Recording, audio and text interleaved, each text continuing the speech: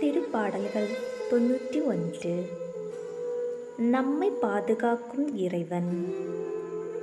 உன்னதரின் பாதுகாப்பில் வாழ்பவர், எல்லாம் வல்லவரின் நிழலில் தங்கியிருப்பவர்.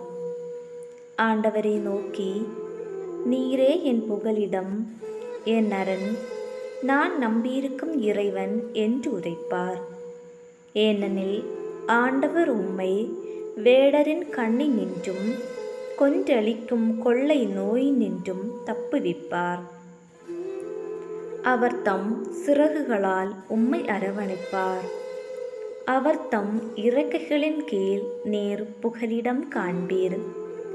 அவரது உண்மையே கேடயமும் கவசவுமாகும். இரவின் திகிலுக்கும் பகலில் பாய்ந்து வரும் அம்புக்கும் நீர் அஞ்ச மாட்டீர். இருளில் உலவும் கொள்ளை நோய்க்கும் நண்பகலில் தாக்கும் கொடிய வாதிக்கும் நீர் அஞ்ச மாட்டீர்.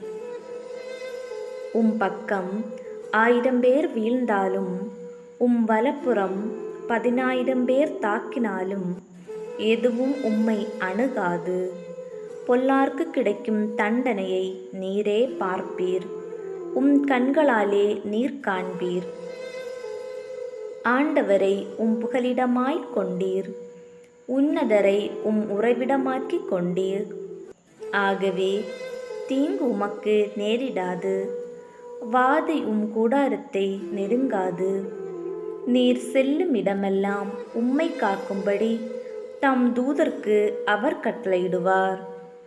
உம் கால் கல்லின் மேல் மோதாதபடி அவர்கள் தங்கள் கைகளில் உம்மை தாங்கிக் கொள்வர்.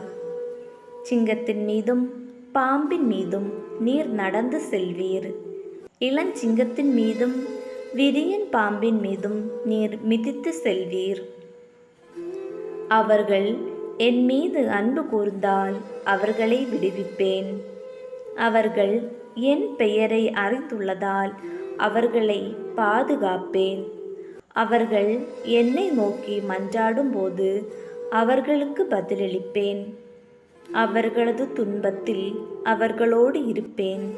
அவர்களை தப்புவித்து அவர்களை பெருமைப்படுத்துவேன். நீடிய ஆயுளால் அவர்களுக்கு நிறைவளிப்பேன்.